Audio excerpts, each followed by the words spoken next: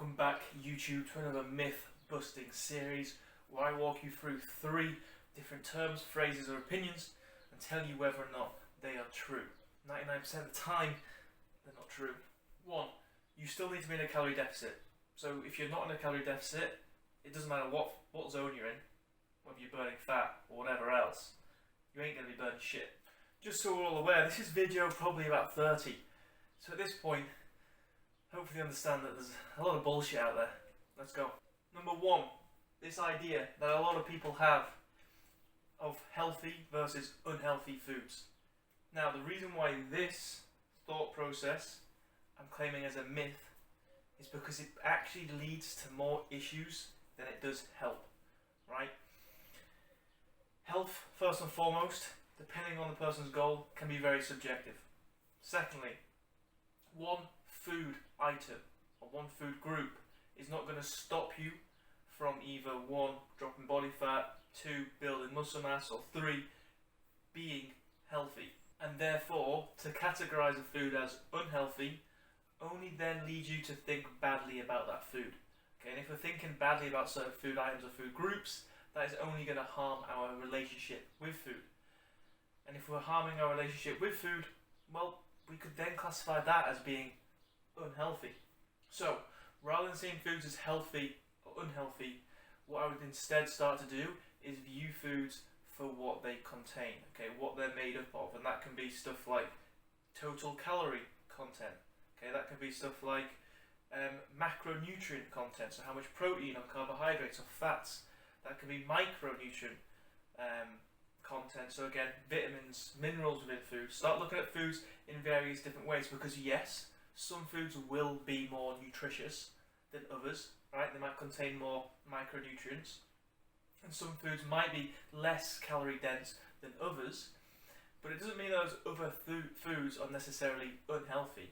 It just means that we potentially have to be careful with how much we're taking in, moderate our intake with those foods, because at the end of the day, if we can view food as being flexible, and we can contain foods and all foods within our diet, and be flexible and be happy with what we're taking in while maintaining a decent level of health, then all of a sudden, not only physical but also mental in relation to food, we're in a very healthy state.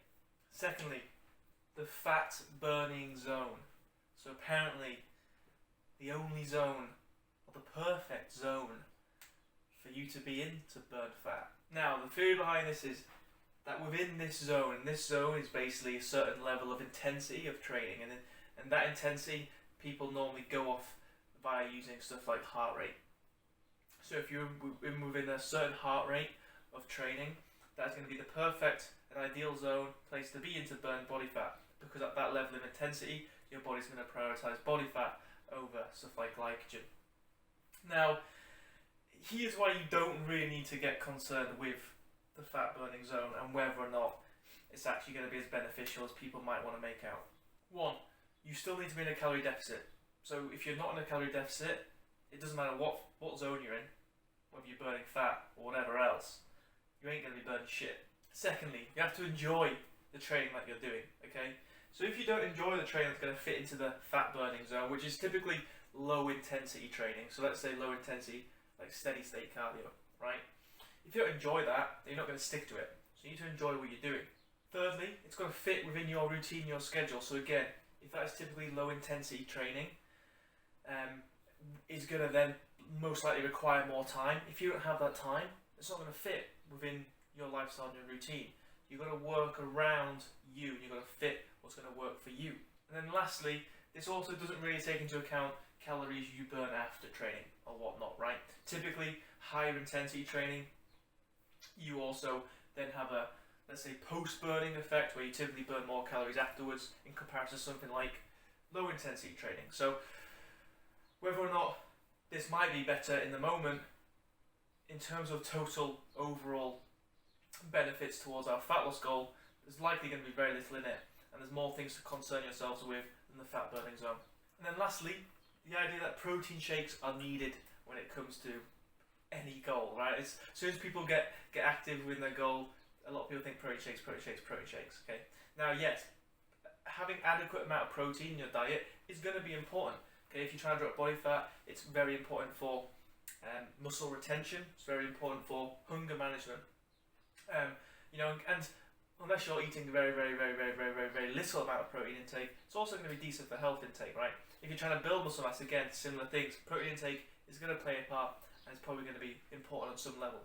However, it doesn't mean you have to have protein shakes. Okay, if you can get enough protein in through your diet, then that's absolutely fine. Protein shakes aren't essential. Protein shakes, though, can be beneficial for that reason, that if you are struggling to get enough protein in through your diet, then yes, as a supplement, it can help. So, are they essential? No. Can they be beneficial? For some individuals, yes. But don't get caught up into any hype that they're a magical tool. It's just protein. So there you have it. 3 different terms, phrases, and opinions, and whether or not they are true. If you did enjoy the video, please drop a like. If you haven't subscribed, please do go ahead and do so you keep up to date with the videos. I'll catch you on the next one. Take care.